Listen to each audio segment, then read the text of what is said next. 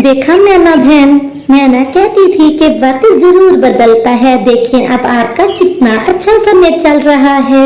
सब्र करने से जरूर अच्छा समय आता है। हाँ चिड़िया बहन, और आपका बहुत बहुत धन्यवाद। अगर आप ना होती तो मैं खुद को मुश्किल समय से कभी बाहर नहीं निकाल सकती थी। मैना तोती के साथ ऐसा क्या हुआ था, इसके लिए हम आपको पीछे लेके चलते हैं।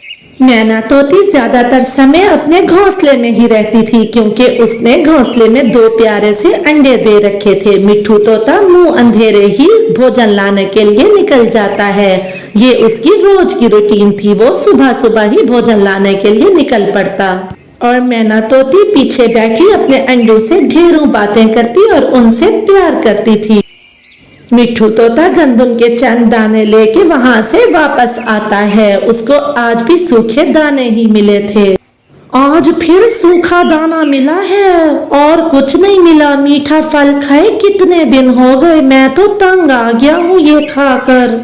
पति जी, बस कुछ दिन की ही तो बात है। हमारे अंडों से जब बच्चे निकल आएंगे फिर हम दोनों दूसरे जंगल जाके भोजन ढूंढा करेंगे। मीठा मीठा अमरूद खाए या लाल मिर्ची खाए कितने दिन हो गए हैं। मुझसे तो ये सूखा दाना अब खाया ही नहीं जाता। बहुत मुश्किल समय चल रहा है। पति जी, माँ को और पिता को ये सब कुछ तो अपने बच्चों के लिए बर्दाश्त करना ही होता है। बस कुछ दिन की बात है, फिर हम दोनों मिलके भोजन ढूंढने जाएंगे। दिन ढल जाता है, सूरज खुद को छुपा लेता है और चांद बाहर आ जाता है। रात हो जाती है, पक्षी अपने अपने घोंसलों में जाके सो जाते हैं और फिर रात से सुबह हो जाती है। अगले दिन सुबह, पति जी आज जरा जल्दी आ जाना, 2 दिन हो गए हैं मुझे पानी पिए हुए। आज मैं नदी पे जाके पानी पीऊंगी। भोजन मिलेगा तो आऊंगा, तुम्हें क्या पता कितनी मुश्किल से भोजन मिलता है अब इस जंगल में। मैं तो भोजन लेके ही आऊंगा। फिर मिट्ठू तोता अपनी रूटीन के मुताबिक मुंह अंधेरे ही भोजन लाने उड़ जाता है। पति जी तो अब बहुत मायूस और उदास रहने लगे हैं। अब बिल्कुल वो पहले जैसे नहीं रहे। मिट्ठू उड़ता हुआ दूर जाता है और फिर आगे जाके वो एक दरख्त पर बैठ जाता है। बस बहुत हो गया, अब तो मैं मीठा फल खाए बिना यहाँ से नहीं जाऊंगा। मैं दूसरे जंगल जाता हूँ। वो उड़ते हुए दूसरे जंगल चला जाता है। वो जंगल तो बहुत सुंदर था। आगे चल के उसको दूर से एक सेब का पेड़ नजर आता है। वो तो बहुत खुश होता है और उड़ता हुआ सेब के पेड़ के पास आ जाता है। वो सेब की एक डाली पर आके बैठ जाता है। अरे वाह मिट्ठू, यहाँ कितने पके हुए मीठे मीठे सेब हैं। वो तो ऐसे सेब खा रहा था जैसे उसने जिंदगी में पहली बार खाया हो। सेब बहुत मीठा था। पास के घर में एक तोती रहा करती थी। जब वो तोती एक नए तोते को जंगल में देखती है तो उड़ती हुई उसके पास चली जाती है। तोती मिट्ठू के पास जाके उसी डाल पे बैठ जाती है। नए तोते, ये सेब का पेड़ मेरा है और तुमने तो पूछा भी नहीं और इससे सेब तोड़ के खा भी लिया। मुझे माफ कर दें तोती जी, मैंने बहुत दिनों से मीठा फल नहीं खाया था। मैं दूसरे जंगल से आया हूँ। हमारे जंगल में अब ऐसा कोई भोजन नहीं मिलता, सिर्फ सूखे दाने ही मिलते हैं। मेरे घर में तो लाल मिर्ची भी है। अगर तुम चाहो तो मेरे घर में आके लाल मिर्ची भी खा सकते हो। और मैं अकेली रहती हूँ, तुम चाहो तो मेरे साथ मेरे घर में रह भी सकते हो। ये सुन के मिट्ठू सोच में पड़ जाता है और कुछ देर बाद कहता है, मेरी पत्नी अंडों पर बैठी हुई है। अब तो 2 अंडों में से बच्चे भी निकल आएंगे। मैं इतना काम नहीं कर सकता और मैं सूखे दाने खा खा के तंग आ गया हूँ। मैं आपके साथ आप ही के घर में रहूंगा। अगर सेब खा लिया हो तो चले मेरे घर, मैं आपको लाल मिर्ची भी देती हूँ और अपना घर भी दिखाती हूँ। मेरा पक्का खूबसूरत सा घर है। इधर मीना तोती अपने पति का इंतजार करती रहती है, लेकिन वो क्या जानती थी कि उसके पति ने तो एक अलग ही दुनिया बसा ली है। वो तो अब पक्के घर में रहता है। दिन ढल जाता है और शाम हो जाती है। शाम तक जब मैना तोती का पति लौट के नहीं आता तो वो कुछ पत्तों से अपने अंडे ढक देती है और खुद पानी पीने नदी के ऊपर उड़ जाती है। वो तेजी से उड़ती हुई नदी पे जाती है और नदी पे जाके वो खूब सारा पानी पीती है। बहुत सारा पानी 2 दिन बाद पी के उसकी जान में जान आती है। कितने सारे दिन हो गए थे पानी पिए हुए, अब जान में जान आई है। अब मुझे अपने घोंसले की तरफ जाना चाहिए। पति जी भी अब तक आ चुके होंगे, अंडे भी अकेले हैं, मैं अब जल्दी से जाती हूँ। ऐसा कहते हुए मैना तोती तेजी के साथ उड़ती हुई घोंसले पे जाती है। अरे वाह तोती जी, आपका घर तो बहुत सुंदर है। हाँ, मैं इस घर में अकेली रहती हूँ। आप चाहो तो ये सुंदर घर अब से आपका भी हो सकता है। आप मेरे पास ही रहो। मेरी पत्नी आपके जितनी सुंदर भी नहीं है। मैं तो अब आपके पास ही रहूंगा और फिर अब 2-2 बच्चे भी निकल आए होंगे। इतना काम कहाँ से करूंगा मैं तो यहीं रहूंगा और लाल मिर्ची भी खाऊंगा। मुझे तो छोड़ के नहीं जाओगे ना तुम मिठू? कोई पागल ही होगा जो इतनी अच्छी और खूबसूरत तोती को छोड़ के चला जाए। और फिर लाल मिर्ची और सेब का पेड़ भी तो मुझे मिला है आपकी तरफ से। इसी तरह से फिर से शाम हो जाती है और फिर रात हो जाती है। रात के बाद अगली सुबह होती है। मैना तोती साथ से उड़ती हुई चिड़िया को आवाज लगा के अपने पास बुलाती है। अरे चिड़िया चिड़िया बहन, इधर आओ तो। पास से गुजरती हुई चिड़िया उसके पास आके बैठ जाती है। चिड़िया बहन, 2 दिन से मैंने कुछ नहीं खाया। मेरा पति भोजन लेने गया था जो अभी तक नहीं आया और मैं अंडों पे बैठी हूँ। चाहे जितनी भी मुश्किलें क्यों ना हो, हम मम्मा पक्षियों को तो अपने बच्चों के लिए कुछ ना कुछ करना ही पड़ता है। आप आइए मेरे साथ, हम दोनों मिलकर भोजन की तलाश में जाते हैं। और फिर चिड़िया उसे अपने साथ भोजन लाने ले जाती है। इसी तरह से दिन ढल जाता है और कुछ दिन बीत जाते हैं और फिर एक दिन अंडों में से 2 प्यारे प्यारे से बच्चे निकलते हैं। माँ, हमारे बाबा कहाँ हैं? क्या पापा ने हमारे आने की खुशी में कोई मीठा फल नहीं लेके रखा हुआ था यहाँ? बेटा, मैं ही तुम्हारी मम्मा हूँ और मैं ही तुम्हारी पापा हूँ। ये मैंने तुम्हारे लिए मीठा मीठा अमरूद छुपा के रखा था। तुम दोनों की आने की खुशी में तुम इसे खा लो।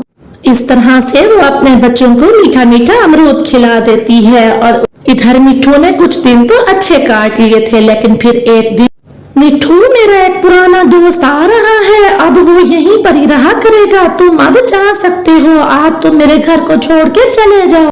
क्या? मैं कहाँ जाऊंगा? लेकिन आपने तो कहा था कि अब मैं आपके साथ ही रहा करूंगा और मैं यहीं रहूंगा। अब मैं कहाँ जाऊं? ये मेरा मसला नहीं है, ये तुम्हारा अपना मसला है। जिसने अपने अंडों को और बीवी को छोड़ दिया, क्या वो मुझे नहीं छोड़ सकता? मैं अकेली रहती थी इसलिए मैंने तुम्हें अपने पास रख लिया। अब मेरा दोस्त आ रहा है, तुम जाओ यहाँ से। फिर मिठू बेचारा मुंह लटकाए वहां से उड़ जाता है। उसे समझ नहीं आ रही थी कि वो कहाँ जाए। फिर उसे अपने पुराने घोंसले का ख्याल आता है और वो वहां जाता है। इधर मैना तोती ने अपने बच्चों को लेकर नदी के पास एक नया घोंसला बना लिया था, जहाँ भोजन की भी कोई कमी न थी और वहाँ पर पानी भी बहुत था। मौसम भी वहाँ का बहुत सुंदर था। वो अब खुशी से रहने लगी थी अपने बच्चों के साथ। मिठू अपने घोंसले में आके खाली घोंसले को देख के बहुत रोता है, लेकिन अब क्या हो सकता था? अब तो कोई पक्षी उसे चुप कराने के लिए भी उसके पास नहीं आता। प्यारे उस चिड़िया की बेटी यूं तो बहुत सुंदर और गुणवान चिड़िया थी, लेकिन मम्मा चिड़िया के गरीब होने के कारण उसकी बेटी अभी तक कुंवारी थी। ये सब देख के कालू कौवा भी अपना मुनाफा कमाने उनके घर पहुंच जाता है। मजबूरी का फायदा जो उठाना था।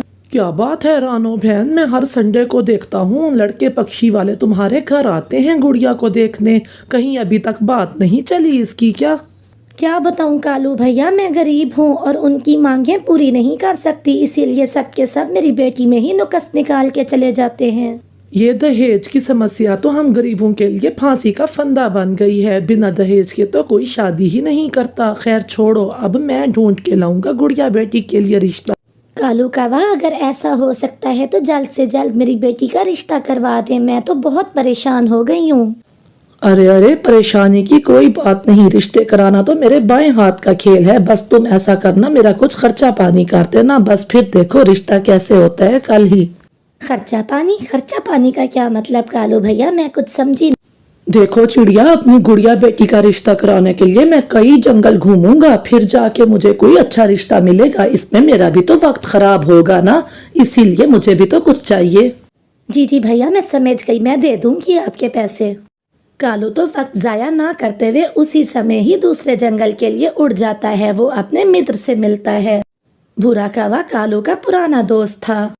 हाँ यार कालू, एक पक्षी मेरे नजर में है, लेकिन वो ज्यादा अमीर नहीं है। बस वही तो चाहिए, इसी तरह का रिश्ता तो चाहिए, क्योंकि चिड़िया भी दहेज नहीं दे सकती। बस मुझे ले चलो इसी वक्त। बस फिर क्या था, कालू कौवा भूरे कौवे को लेके उसी वक्त रिश्ते वालों के घर चला जाता है। कालू कौवा जाते साथ ही सारी बात बताता है कि किस तरह चिड़िया गरीब है और गुड़िया किस तरह से अच्छी चिड़िया है। तो बस रिश्ते वाले फौरन मान जाते हैं। कालू कौवा तो रिश्ते वालों को लेके तुरंत ही चिड़िया के घर आ जाता है। हमें अच्छी लगी है, हमें आपकी बेटी गुड़िया बहुत पसंद आई है। अरे चिड़िया चिड़िया बहन, तुमने सुना नहीं? जाओ जल्दी से अंदर से मिठाई लेके आओ। मिठाई तो हम लेन देन की बात तय होने के बाद खाएंगे। क्या क्या? लेकिन बहन जी, मैंने तो आपको बताया था कि चिड़िया गरीब है, वो दहेज नहीं दे सकती। हाँ, लेकिन एक फ्रिज तो हम जरूर ही लेंगे, एक फ्रिज ही तो है, और क्या मांग लिया हमने। ठीक है, मैं दे दूंगी फ्रिज, आप फिक्र ना करें। इतनी गरीब थोड़ी ना हूँ कि अपनी बेटी को एक फ्रिज ही ना दे सकूं। ये हुई ना बात, आखिर फ्रिज का ठंडा ठंडा पानी भी तो आपकी बेटी ही पिएगी, हमारा क्या, आज है कल हो ना हो। फिर चिड़िया मिठाई लेके आती है। लड़के वाले मिठाई खा के चले जाते हैं। रानो, तुमने जो उन्हें फ्रिज का कह दिया, क्या तुम्हारे पास इतने पैसे हैं कि तुम फ्रिज दिला सकोगी अपनी बेटी को? हाँ कालू भैया, इतने पैसे तो मैंने जोड़े ही हुए थे, वो कौन सा ज्यादा मांगे कर रहे हैं, एक फ्रिज ही तो है। ये लें, पूरे 5,000 रुपए हैं, आपने इतना अच्छा रिश्ता जो कराया है। 5,000 का नोट देख के कालू कौवा तो बहुत खुश हो जाता है और खुशी खुशी घर चला जाता है। ये देखो गोरी, पूरे 5,000 रुपए हैं, मुझे ये चिड़िया ने दिए हैं। कालू, मैं गर्म पानी पी पी के थक गई हूँ, मुझे अब फ्रिज चाहिए। इतनी गर्मी में मुझसे गर्म पानी नहीं पिया जाता। क्या फ्रिज? फ्रिज तो बहुत महंगा है, कम से कम 15,000 में आएगा। इतने पैसे कहाँ हैं मेरे पास? जो भी करो, मुझे फ्रिज लेके दो। मेरे मायके में एसी, फ्रिज, एयर कूलर सब कुछ है, और मैं उस घर से आई हूँ, मैं नहीं रह सकती इस तरह से। हाँ तो ठीक है ना, अपने मायके से एक फ्रिज इधर भी ले आती, क्या चला जाता तुम्हारे मायके वालों का? जाओ जाकर एक फ्रिज यहाँ पर भी ले आओ। बस कर दो कालू, बस कर दो। अगर इसी तरह की बातें करते रहोगे ना तो मैं आज के आज ही अपने मायके चली जाऊंगी, फिर रहना घर में अकेले, या तो फ्रिज जाएगी या मैं जाऊंगी। अच्छा, तुम रो तो नहीं, रो नहीं, मैं करता हूँ कुछ, मैं ले दूंगा तुम्हें फ्रिज, अब रोना बस करो। इस तरह से कालू रोती हुई गोरी को चुप करवाता है। इधर चिड़िया ने भी अपनी फ्रिज लोड करवा ली थी। कबूतर भैया, आराम से उतरवाइएगा, कोई ठोकर ना लग जाए। अरे चिड़िया, इतना बड़ा और सुंदर फ्रिज, ये तो बहुत महंगा आया होगा, तुमने इतनी अच्छी फ्रिज ले ली। जी कालू भैया, पूरे 18,000 का आया है ये फ्रिज। मैंने कहा एक ही तो मांग की है, अच्छे से पूरी करूं उनकी मांग। इतनी बड़ी फ्रिज मैं कैसे दिलवा सकता हूँ गोरी को, ये तो बहुत ही महंगी है। कालू भैया, आपने कुछ कहा क्या? नहीं, मैं ये कह रहा था कि बारिशों का मौसम है, बारिश का कोई भरोसा नहीं, फ्रिज को जल्दी से कमरे में ही रखवा लो। चिड़िया तो बहुत खुश थी, लेकिन कालू वहां से जल्दी से उड़ के चला जाता है। वो आगे जाके बैठ जाता है और सोचता है, आज रात का ही समय है, कल तो गुड़िया की शादी है, कुछ कर कालू, कल जो होगा देखा जाएगा, लेकिन मेरी पत्नी को फ्रिज तो मिल जाएगी ना। ऐसा करता हूँ, रात को ही चोरी कर लेता हूँ।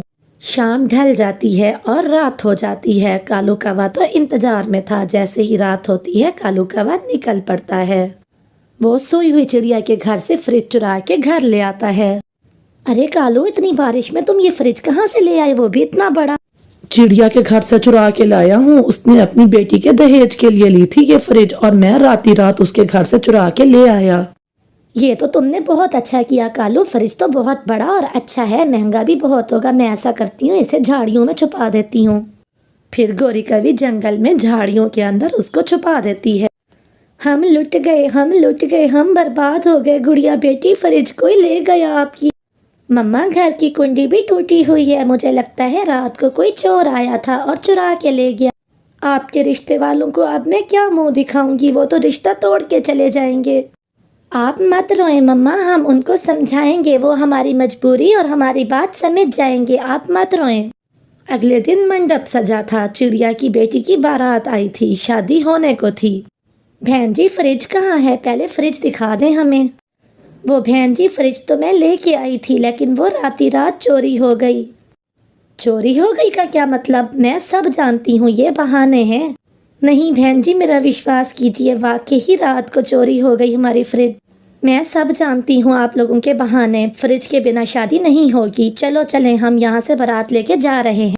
नहीं नहीं बहन जी, आप बारात लेके वापस ना जाएं, मैं जाती हूँ, मैं लेके आती हूँ फ्रिज। ऐसा कहते हुए चिड़िया तुरंत ही वहाँ से निकल पड़ती है। वो कबूतर की शोरूम में जाती है। फ्रिज के शोरूम में जाके वो कबूतर से उधार फ्रिज मांगती है। सब्जी की दुकान पे आई हो क्या कि तुम्हें उधार फ्रिज दे दूं? फ्रिज भी कोई उधार देता है? इतना बड़ा आइटम उधार में नहीं मिलता, जाओ यहाँ से। मेरी बेटी की शादी टूट जाएगी कबूतर भैया, मैं आपका 1-1 रुपया चुका दूंगी, मुझे एक फ्रिज दे दें। चिड़िया कबूतर को बहुत समझाती है और बहुत मिन्नतें करती है, लेकिन बहुत मिन्नतें करने के बाद भी कबूतर नहीं मानता। चिड़िया निराश होकर वहाँ से आ जाती है। वो लौट रही होती है कि बारिश शुरू हो जाती है। वो कुछ देर के लिए बाहर बैठ जाती है और रोने लगती है। वो बारिश में बैठ के चिंतित हो रही होती है कि वहीं एक परी प्रकट होती है। चिड़िया, मैं सब जान चुकी हूँ कि आप अपनी बेटी की शादी को लेके परेशान हो। आपके लिए ये घास की बनी हुई फ्रिज है, जाओ इसे ले जाओ। बिजली ना खाने वाला ये जादुई फ्रिज दे के परी जी, आपने मेरे ऊपर बहुत एहसान किया है, मैं इसे सारी जिंदगी याद रखूंगी। चिड़िया वो फ्रिज लेके लड़कों वाले के सामने रख देती है। आप हमें बेवकूफ़ समझते हो क्या? ये कौन सी फ्रिज है? बहन जी ये घास वाली जादुई फ्रिज है, ये बिजली भी नहीं खाता, आप मेरा यकीन करें। फिर लड़के वाले मान जाते हैं और गुड़िया की शादी हो जाती है। वो दोनों खुशी खुशी अपने घर में रहने लगते हैं और खुशी खुशी अपना जीवन बिताते हैं। कालू शादी तो हो गई और किसी को शक भी नहीं हुआ। आओ चलो अब हम फ्रिज निकालते हैं। हाँ चलो, अब झाड़ियों में से फ्रिज निकाल के घर ले आते हैं। वो दोनों फ्रिज निकाल के घर आते हैं, लेकिन जैसे ही फ्रिज चलाता है कालू को धचका लगता है और वो दूर जाके गिरता है। बिजली के करंट से उसकी मौत हो जाती है, क्योंकि फ्रिज की तार को चूहों ने बुरी तरह खा लिया था। अब गोरी बैठी रोती रहती है। कालू को बद्दुआ लग गई थी चिड़िया की। तो प्यारे दोस्तों, किसी के साथ बुरा नहीं करना चाहिए।